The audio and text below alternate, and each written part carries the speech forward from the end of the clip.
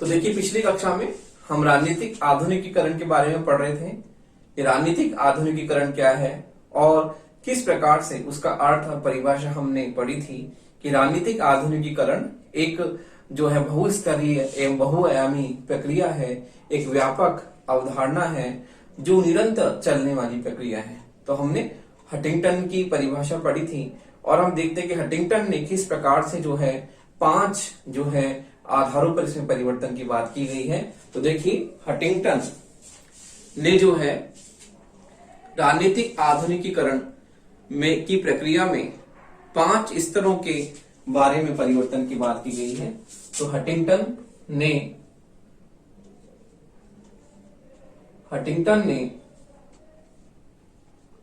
राजनीतिक आधुनिकीकरण की प्रक्रिया में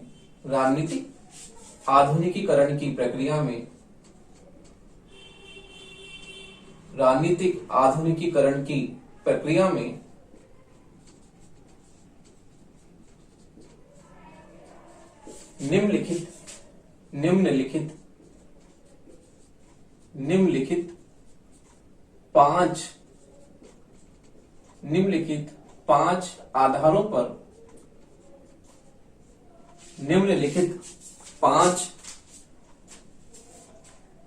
आधारों पर या 5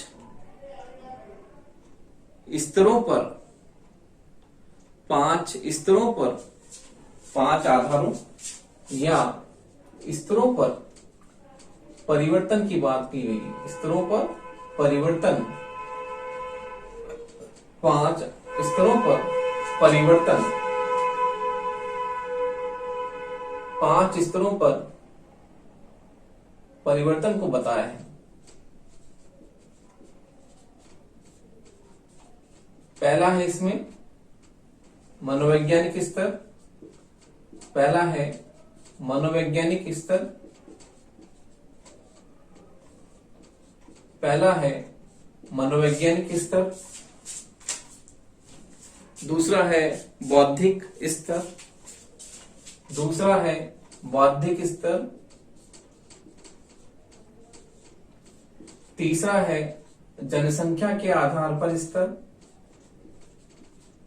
जनसंख्या के आधार पर स्तर, जनसंख्या के आधार पर स्तर,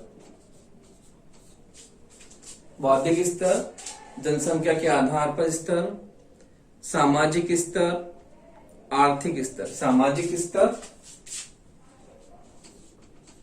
सामाजिक स्तर और 5वां है आर्थिक स्तर। तो देखिए, एसपी हटिंगटन ने जो है इसे एक बहुस्तरीय अवधारणा माना है, जिसमें इसकी व्यापकता को बताया कि ये एक व्यापक अवधारणा है और इस प्रकार जो है 5 स्तरों की या 5 परिवर्तन की बात इसमें बताई गई है।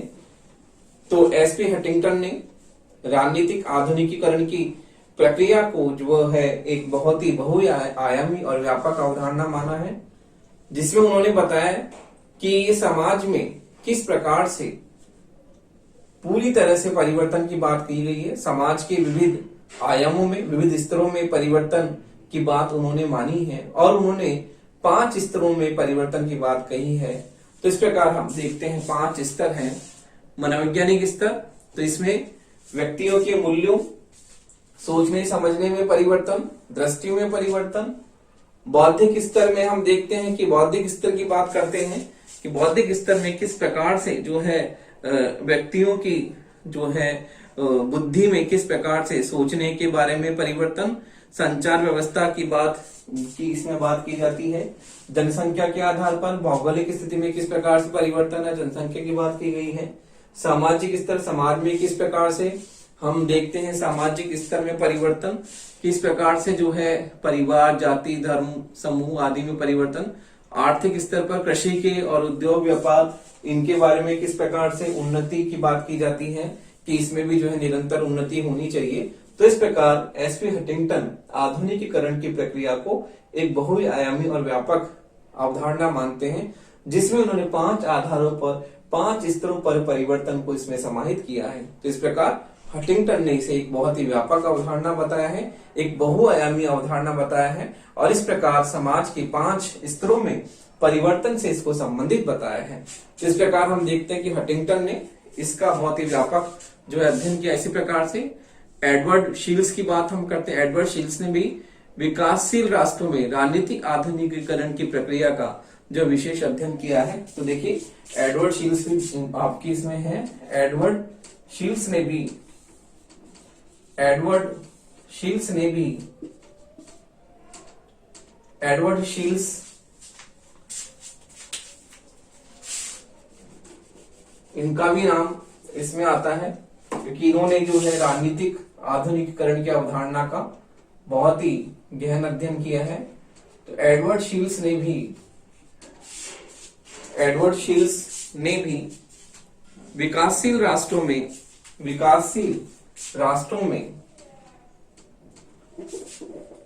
एडवर्ड शील्स ने विकासशील राष्ट्रों में राजनीतिक आधुनिकीकरण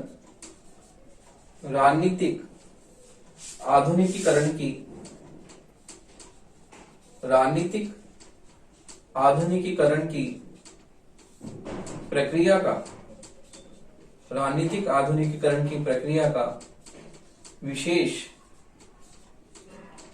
अध्ययन किया है। एडवर्ड शील्स ने विकासशील राष्ट्रों में जो है राजनीतिक आधुनिकीकरण की प्रक्रिया के बताया कि विकासशील देशों में राजनीतिक आधुनिकीकरण की प्रक्रिया किस प्रकार से होती है, और इसका अध्ययन जो है उन्होंने बहुत ही विस्तृत रूप से किया है। उन्होंने बताया है दूसरे महायुद्ध के बाद में एशिया, अफ्रीका और लैटिन अमेरिका के किस प्रकार से जो है राष्ट्र, नव स्वतंत्र देश जिसे हम कहते हैं, दूसरे महायुद्ध के बाद में एशिया, अफ्रीका और लैटिन अमेरिका के नव स्वतंत्र राज्य जो है उत्पन्न हुए, उनका उदय हुआ, और उनकी जो सामाजिक आर्थिक संरचना किस प्रकार से परंपरागत स्वरूप में चल रही थी, उसमें परिवर्तन की बात की गई है कि वो जो परंपराएं अपने जो राजनीतिक व्यवस्थाएं पुराने स्वरूप से चल रही थी, वो नई व्यवस्था के अनुरूप जो है उसमें सुधार की, और नए स्वरूप में जो विकसित देशों की राजनीतिक व्यवस्था है उनके अनुरूप जो है उसमें निरंतर सुधार के लिए जो है वो हमेशा प्रयत्नशील रही। और किस प्रकार से हम देखते हैं कि नव स्वतंत्र देशों की राजनीतिक व्यवस्थाएं अपने पुराने स्वरूप को छोड़कर उसको त्याग के नए स्वरूप की ओर, आधुनिकीकरण की ओर और नई तकनीकों पर आधारित राजनीतिक व्यवस्था को जो है उसकी विशेषताओं से युक्त होने के लिए निरंतर प्रयत्नशील रही। तो एडवर्ड शील्स ने विकासशील राष्ट्रों में राजनीतिक आधुनिकीकरण की प्रक्रिया का जो है बहुत ही व्यापक रूप से उन्होंने अध्ययन किया है। तो अब हम देखते हैं कि राजनीतिक आधुनिकीकरण जो है उसकी क्या विशेषताएं हैं। तो देखिए राजनीतिक आधुनिकीकरण के लक्षण एवं विशेषताएं। तो हम देखते हैं राजनीतिक आधुनिकीकरण के लक्षण एवं विशेषताएं क्या हैं।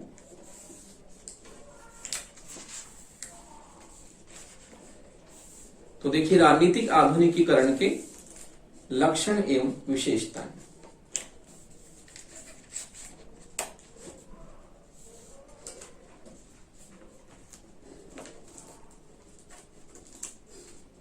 तो देखिए राजनीतिक आधुनिकीकरण के लक्षण एवं विशेषताओं की हम चर्चा करते हैं।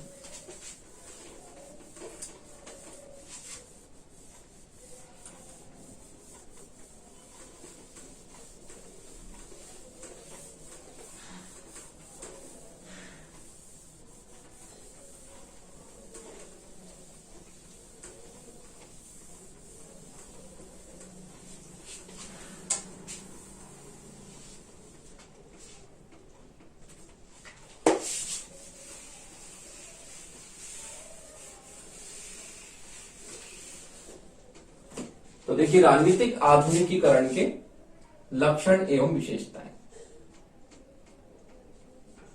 राजनीतिक आधुनिकीकरण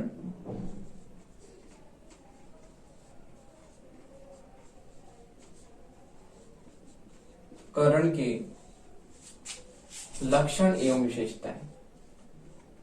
राजनीतिक आधुनिकीकरण के लक्षण एवं विशेषताएं।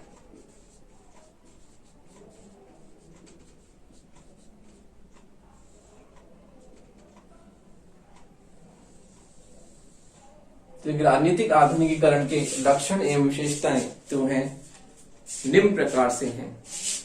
तो देखिए, पहला हम मानते हैं प्रमुख लक्षणों में विभेदीकरण। तो देखिए, राजनीतिक हम देखते हैं पहला लक्षण है विभेदीकरण।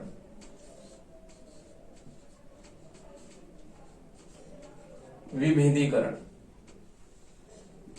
हम देखते हैं कि किस प्रकार से राजनीतिक व्यवस्था के विभिन्न कार्यों में निरंतर वृद्धि हुई है। तो देखिए, राजनीतिक व्यवस्था के कार्यों में विशिष्टीकरण, राजनीतिक व्यवस्था के कार्यों में,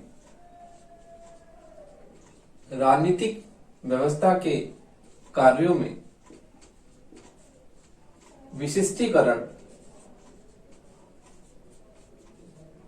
विशिष्टीकरण उत्पन्न होता है।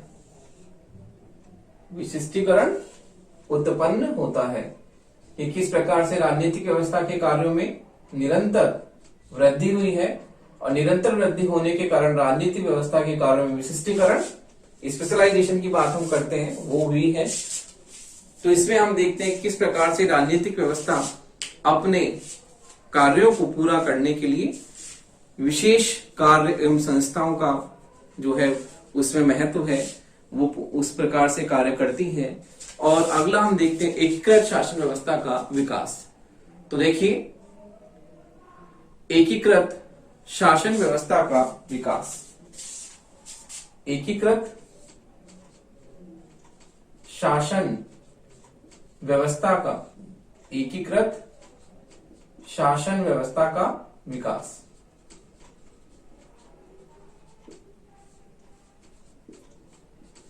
एकीकृत शासन व्यवस्था का विकास का मतलब है कि किस प्रकार से जो है राजनीतिक व्यवस्था में हम देखते हैं कि संरचनाओं में विभिन्नता और पृथकता के तत्व पाए जाते हैं, लेकिन फिर भी जो है हम देखते हैं कि राजनीतिक व्यवस्था में किस प्रकार से एकीकरण की बात हम करें कि एकीकृत शासन व्यवस्था हो। विभिन्नताएं होने के बावजूद भी एकीकृत सभी राजनीतिक संरचनाएं अपने आप में विविध लक्षणों वाली होती हैं, और इसमें किस प्रकार से हम देखते हैं कि वो अपने कार्यों को विशिष्ट रूप से करती हैं, और उनमें हम पृथकता भी देखते हैं कि पृथक स्वरूप उनमें पाया जाता है। लेकिन इसके बावजूद भी हम कहते हैं कि एकीकृत जो है शासन व्यवस्था हो, कि उसका किस प्रकार से हम इंटीग्रेटेड रूप से उसको हम समझ सके, उसका अध्ययन कर सके। अगला है राजनीतिक व्यवस्था का समाज के सभी क्षेत्रों में प्रवेश। तो देखिए, राजनीतिक व्यवस्था का समाज के सभी क्षेत्रों में प्रवेश,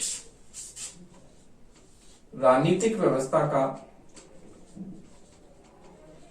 राजनीतिक व्यवस्था का समाज के, राजनीतिक व्यवस्था का समाज के सभी क्षेत्रों में प्रवेश, सभी क्षेत्रों में प्रवेश। तो हम देखते हैं कि राजनीतिक व्यवस्था समाज की एक उप व्यवस्था है, और समाज की एक उप व्यवस्था होने के कारण उसका संबंध आर्थिक व्यवस्था से भी, धार्मिक व्यवस्था से भी है। तो इस प्रकार हम देखते हैं कि समाज की एक उप व्यवस्था होने के कारण जब समाज की अन्य व्यवस्थाओं में परिवर्तन होगा, तो हम कहेंगे कि पूरी तरह से जो है आधुनिकीकरण की अवधारणा समाज के सभी स्तरों में होगी, और समाज के सभी स्तरों में होने से हम कहेंगे कि वो व्यवस्था पूरी तरह से आधुनिकीकरण के गुणों से युक्त है। तो देखिए, समाज की अन्य उप व्यवस्थाओं में से एक व्यवस्था राजनीतिक व्यवस्था भी है, और उसी प्रकार से इसका संबंध अन्य व्यवस्थाओं से भी है। तो हम देखते हैं कि राजनीतिक व्यवस्था जो है किस प्रकार से आर्थिक, सामाजिक, शैक्षणिक और किस प्रकार से कल्याणकारी कार्यों को करता है, राज्य करता है, और सामाजिक जीवन के सभी क्षेत्रों तक राज्य की पहुंच है। तो अभी वर्तमान में राज्य का स्वरूप लोक कल्याणकारी है, और लोक कल्याणकारी स्वरूप होने के कारण राज्य व्यक्ति के जीवन के सभी क्षेत्रों में क्या करता है, उसके सभी क्षेत्रों में प्रवेश करता है। किस प्रकार से हम देखते हैं कि व्यक्ति को आजीविका उपलब्ध कराने के प्रयास राज्य करता है, शिक्षा राज्य जो है व्यक्ति को दिलाता है, प्रत्येक जो है जो बालक को शिक्षा की व्यवस्था राज्य करवाता है। उसी प्रकार से वो व्यक्ति को न्यूनतम जो है अवसर ऐसे उपलब्ध कराता है जिससे वो अपने व्यक्तित्व का विकास कर सके। तो इस प्रकार राजनीतिक व्यवस्था का समाज के सभी क्षेत्रों में प्रवेश है, उसकी बात हम करते हैं। अगला है समता। तो देखिए इसमें हम राजनीतिक आधुनिकीकरण जो है नागरिकों की समानता पर बल देता है कि सभी नागरिक क्या है, समान है। तो इसमें समता की बात कही जाती है, समानता की बात कही जाती है कि, और हम देखते हैं कि राजनीतिक आधुनिकीकरण में समता एक महत्वपूर्ण कारक है और नागरिकों में समानता पर अत्यधिक बल जो है इसमें दिया जाता है। तो हम देखते हैं कि नागरिकों को राजनीतिक अवस्था में समान अवसर, तो देखिए सभी नागरिकों को राजनीतिक व्यवस्था में सभी नागरिकों को राजनीतिक व्यवस्था में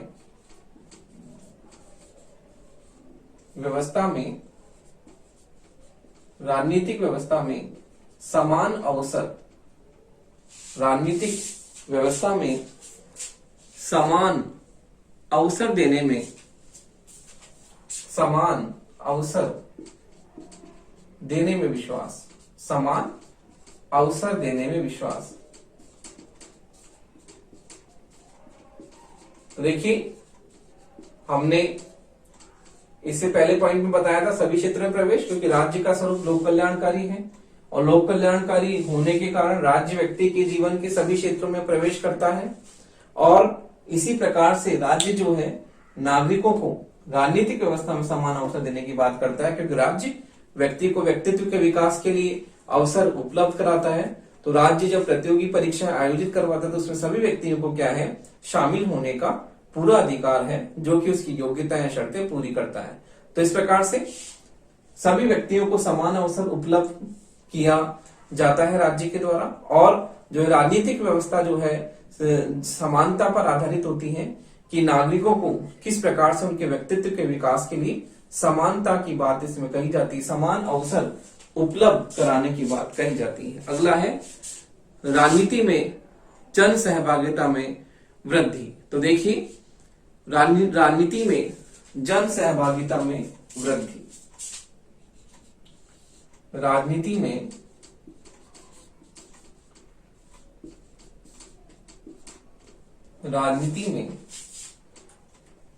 जन सहभागिता में वृद्धि।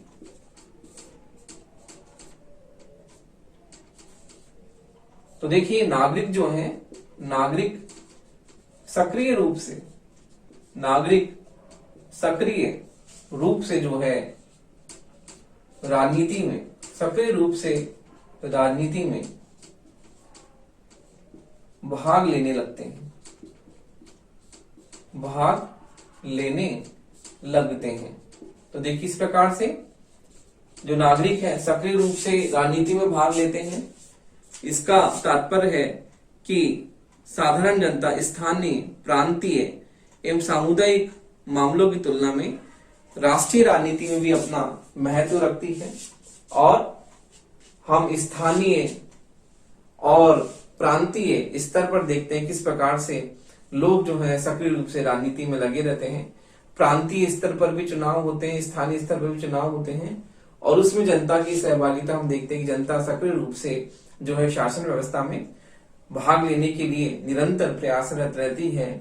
और उसी प्रकार से जो राष्ट्रीय मुद्दे हैं उन राष्ट्रीय मुद्दों पर भी जनता जो है राष्ट्रीय महत्व के प्रश्नों पर भी पूरी तरह से सक्रिय और जागरूक रहती है, और उसमें सक्रिय राजनीति में भाग लेकर निरंतर जो है उसमें अपनी सहभागिता दर्ज कराती है। तो अगला हम देखते हैं, अगला है सार्वभौमिकता। तो देखिए सार्वभौमिकता हम राजनीतिक व्यवस्था की सबसे प्रमुख लक्षण मानते हैं। सार्वभौमिकता की बात करते हैं कि सार्वभौमिकता इसमें पाई जाती है। तो देखिए सार्वभौमिकता की बात हम करते हैं।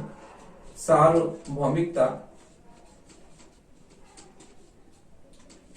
कि किस प्रकार से हम देखते हैं कि कानूनों की सार्वभौमिकता, कानूनों की सार्वभौमिकता जो है वो राजनीतिक व्यवस्था में, कानूनों की सार्वभौमिकता राजनीतिक व्यवस्था में पाई जाती है।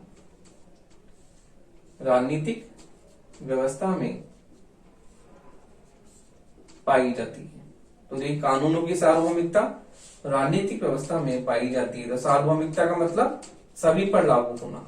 तो देखिए जो कानून है वो कानून सभी पर समान रूप से लागू होते हैं और कानूनों की सर्वोच्चता जो है उसमें हम देखते हैं कि बिना किसी भेदभाव के सभी नागरिकों पर कानूनों को लागू किया जाता है और नागरिक भी उन कानूनों के प्रति पूरी तरह से उनमें उत्तरदायित्व की जागरूकता उत्पन्न होती है कि कानूनों के प्रति नागरिक जो है पूरी तरह से जागरूक होकर उन कानूनों का पालन करते हैं और कानूनों का पालन यदि नहीं करते, उल्लंघन करते हैं तो राज्य अपनी शक्ति के द्वारा उन्हें दंडित कर सकता है। क्योंकि राज्य जो है कानूनों की सर्वोच्चता के सिद्धांत से युक्त है और राज्य शक्ति उसको दंडित कर सकती है। इस प्रकार से हम देखते हैं कि इसमें कानूनों की सार्वभौमिकता पाई जाती है। अगला है शासकों की जनता के प्रति दायित्वों में वृद्धि। तो देखिए शासकों की जनता के प्रति दायित्वों में वृद्धि।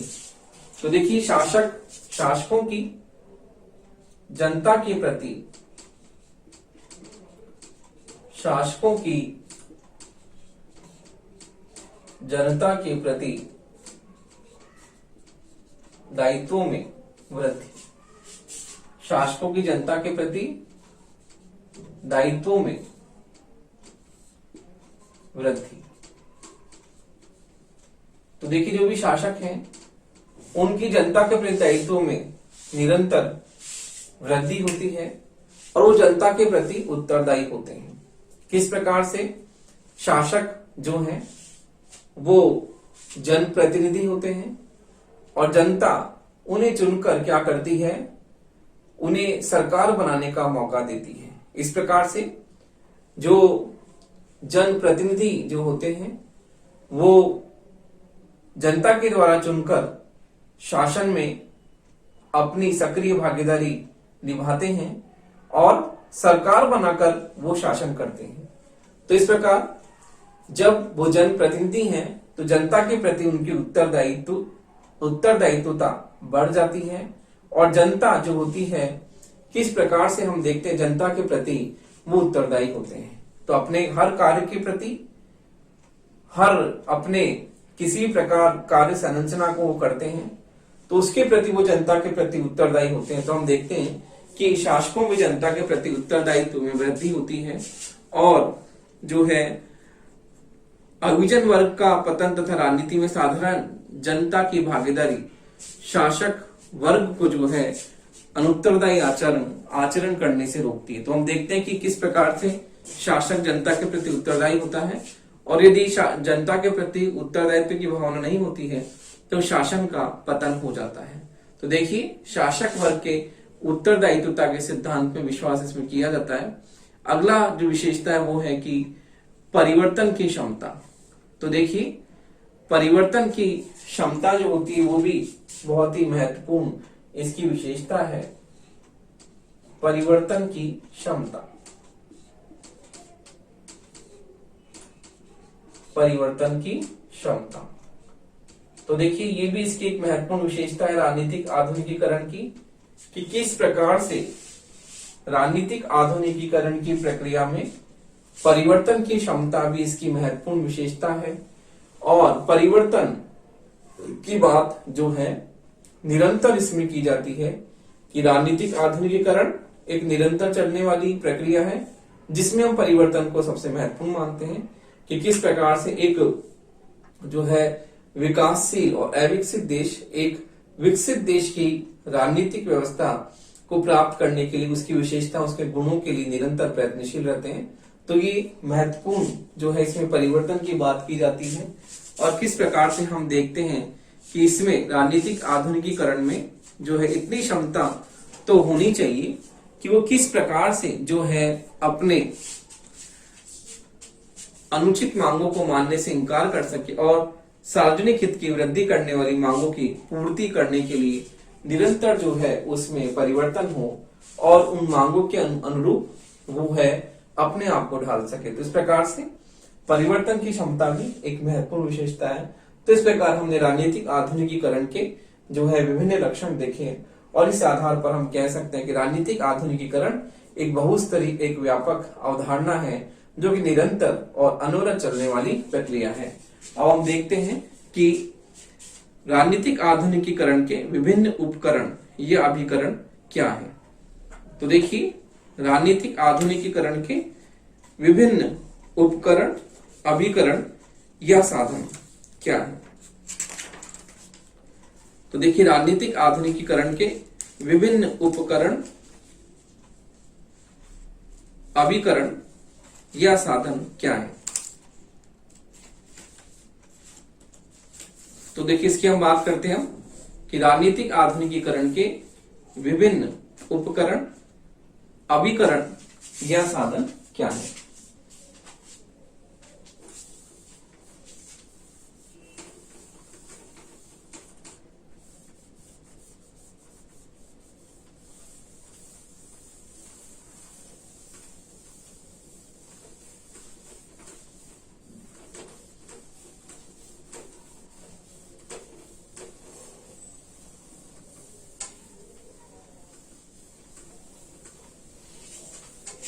तो देखिए राजनीतिक आधुनिकीकरण के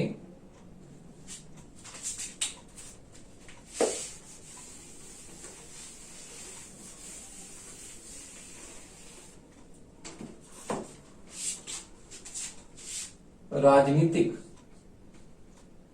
आधुनिकीकरण के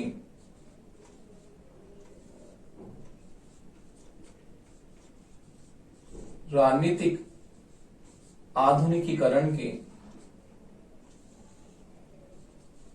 विभिन्न विभिन्न उपकरण अभिकरण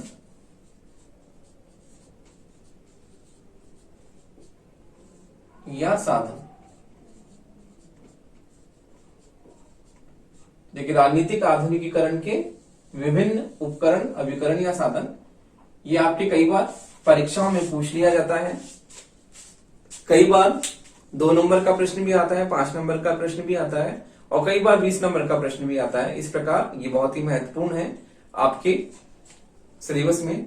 तो राजनीतिक आधुनिकीकरण के विभिन्न उपकरण अभिकरण या साधन क्या है। तो हम समझते हैं कि राजनीतिक आधुनिकीकरण को जो है किस प्रकार से ये विभिन्न साधनों के द्वारा संपन्न होती है, इसकी हम बात करते हैं कि किस प्रकार से जो है राजनीतिक आधुनिकीकरण संपन्न होता है।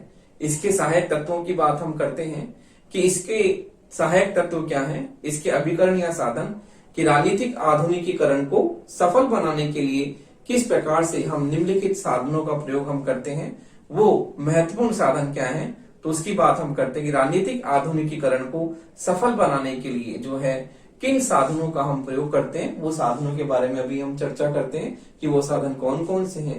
तो इस प्रकार हम देखते हैं कि राजनीतिक आधुनिकीकरण को सफल बनाने के लिए निम्नलिखित हम साधनों का अभिकरण या उपकरणों का प्रयोग करते हैं। तो इसमें हम पहला पॉइंट देखते हैं कि पहला इसका अभिकरण है अभिजन वर्ग।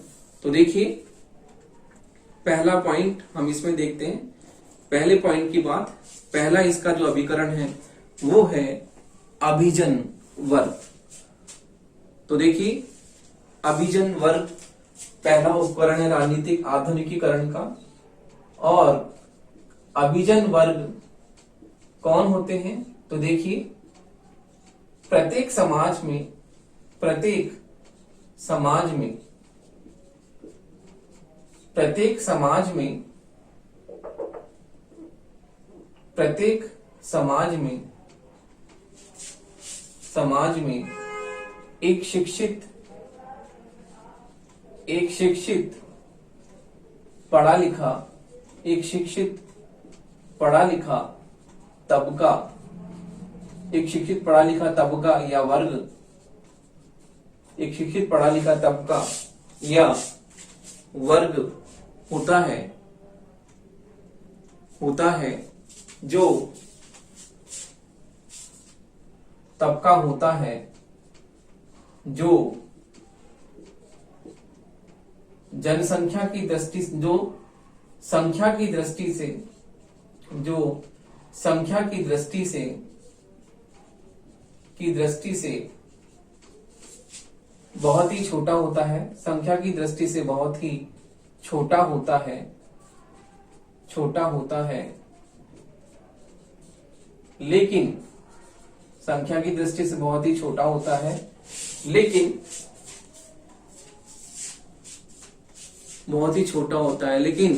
सामान्य जन पर उसका अत्यधिक प्रभाव होता है लेकिन सामान्य जन पर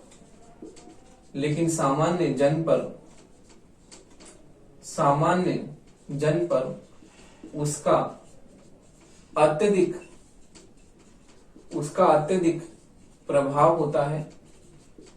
अत्यधिक प्रभाव होता है तथा यह राजनीतिक समाज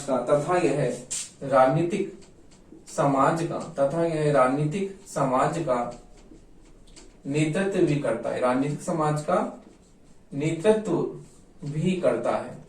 तो देखिए, इस प्रकार से